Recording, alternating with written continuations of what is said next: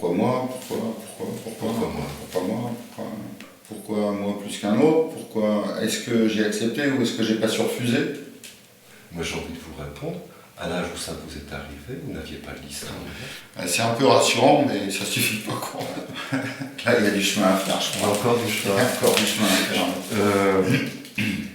Je vous propose qu'on arrête là parce que ce que vous venez de dire là, cette idée de chemin me plaît bien. Et vous avez fait du chemin déjà. Enfin, c'est indéniable. Est-ce qu'il y a encore du chemin possible? Est-ce que vous souhaitez le faire un peu avec l'association ou pas? C'est comme vous voulez. L'idée de sortir du silence, parfois, on en sort avec fracas. Et sortir du silence, ça peut être parfois pousser des cris. Oui. Alors il faut que ces cris-là, ils soient entendus, ne servent à rien. Il n'empêche qu'après le cri, peut venir l'apaisement.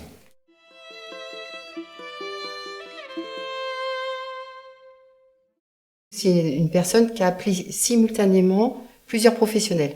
Mais du fait qu'on se connaissait entre nous, ça nous a permis de dire, on a tous répondu non, mais on était quand même très gênés de répondre non. D'où la première réunion, et très vite on s'est dit, on va élargir le groupe pour réfléchir. Voilà.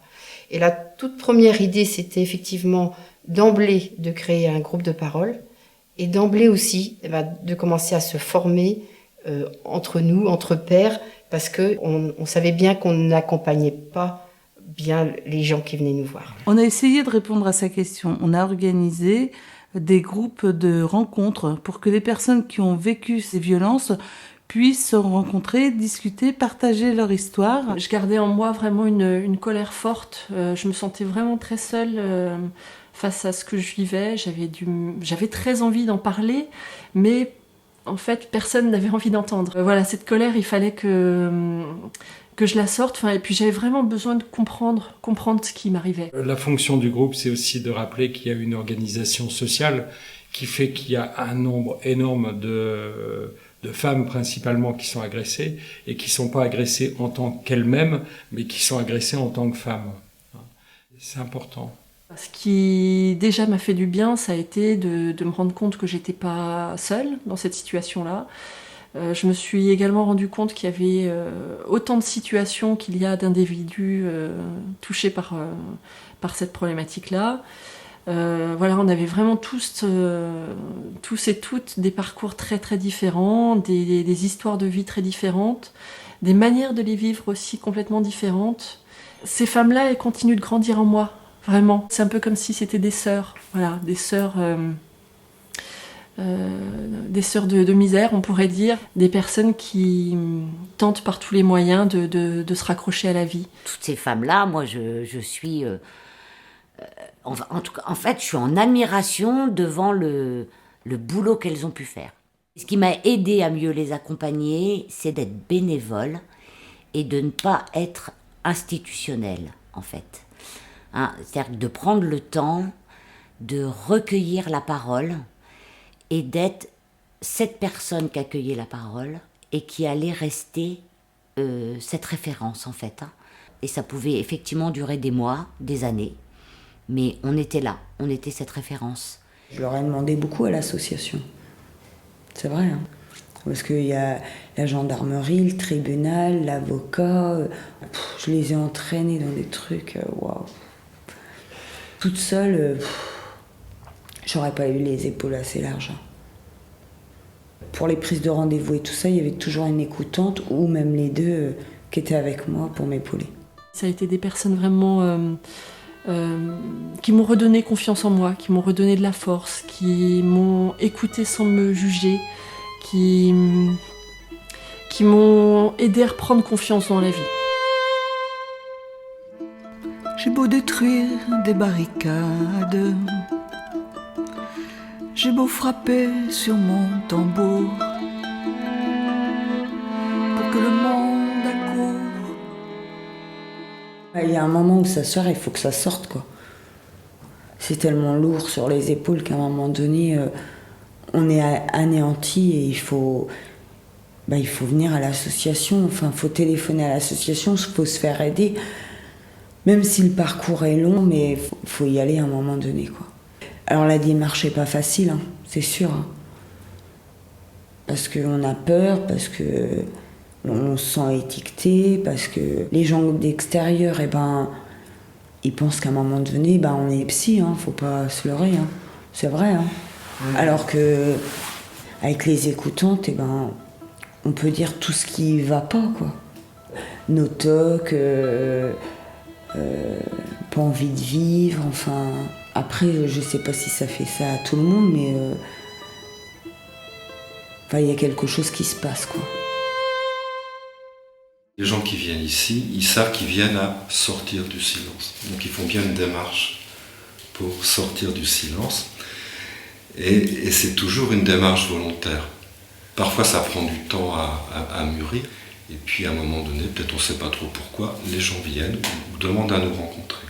Donc c'est 9 personnes donc bénévoles, bien évidemment, qui font de l'accueil physique et 2 personnes qui font de l'accueil téléphonique.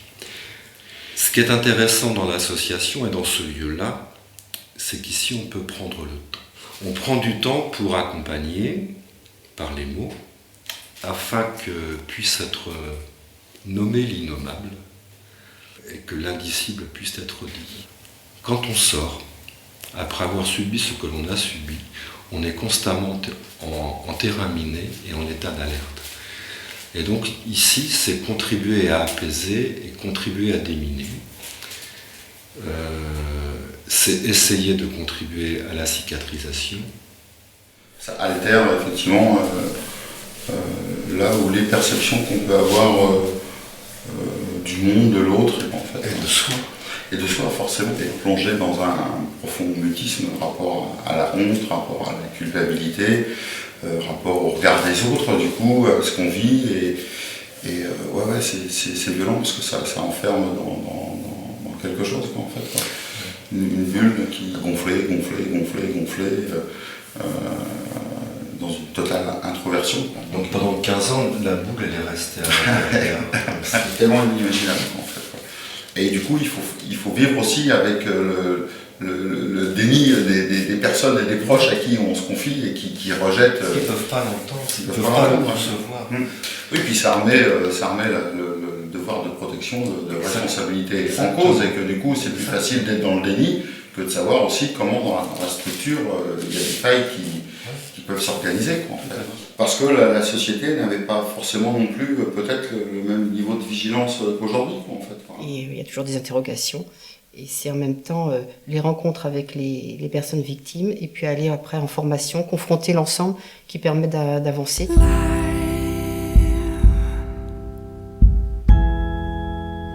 Quand on travaille dans le milieu médical ou social, on est forcément confronté à des personnes qui ont été victimes de violences sexuelles.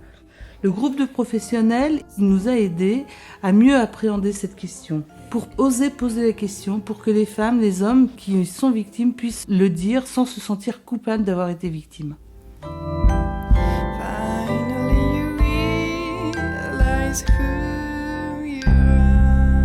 Et puis le groupe de professionnels, c'est aussi un lieu d'échange, de formation, ce qui nous a permis de proposer des conférences à un large public, mais aussi des ciné-débats et des formations en direction des autres professionnels.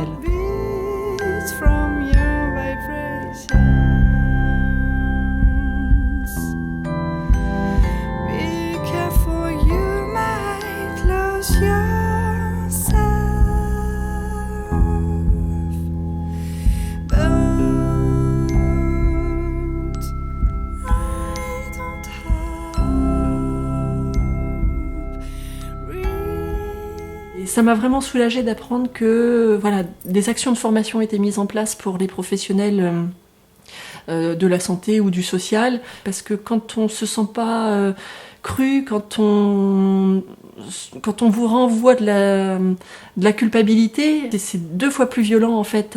Si je suis avec quelqu'un qui peut présenter des symptômes ou des difficultés qui pour moi seraient en lien avec ça, je pose la question. Ça peut faire partie de la vie et ça peut faire partie de l'explication de là où on en est. Et dans la question, il y a beaucoup de respect. C'est comme une révélation pour elles parce que elles ont tenté de le dire, hein. Les personnes, quand elles sont victimes mineures, elles tentent toujours de le dire.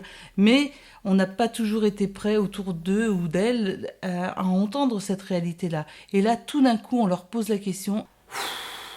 C'était libérateur, quoi. J'ose espérer que les personnes qui sont victimes arrivent plus facilement à faire le chemin vers des structures ad hoc pour être à minima écoutées, orientées, pris en charge, tout ça. Toute cette haine et toute cette colère qui doit être enfouie aussi, du coup, dans la société, en fait, et qui se cherche aussi des voies d'expression. Qu'est-ce qu'on en fait, quoi, voilà, c'est ça. De cette haine-là, je pense qu'il y a des chemins de paix à imaginer, quoi, en fait, quoi. Ouais, et ça, c'est important, quoi. Il y a encore du chemin à faire. Il faut le faire, il faut le faire. Il faut le faire. Silence is all that I need. After the storms and the cheers, dark was my face, now it's his. World in the ground underneath. On est quand même surpris qu'il n'y ait pas un grand plan de prévention des violences sexuelles et plus largement des violences, parce que quand on voit les conséquences au niveau social, physique, psychologique, enfin bon, c'est énorme. Alors, pour nos dirigeants, on peut parler en tant que en coût, hein, puisque ça les intéresse toujours beaucoup. Si on parle en coût, c'est évident qu'on gagnerait à faire de la prévention. Bon, personnellement, je pense qu'on n'arrêterait pas les faits, mais on peut considérablement diminuer les agressions avec une politique de prévention, c'est évident. On peut y arriver, on peut guérir, on peut réussir à poser ce gros fardeau, on peut réussir à pardonner justement à ses proches, à la société, on peut réussir à se construire différemment et l'association Sortir du silence vraiment y contribue. Combien de ces Jocondes, combien de ces Jocondes, comment briser l'indifférence?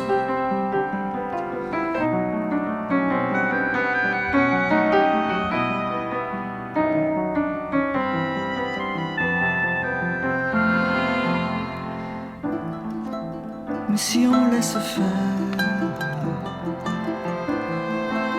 mais si on doit se taire, j'ai beau détruire des barricades, j'ai beau frapper sur mon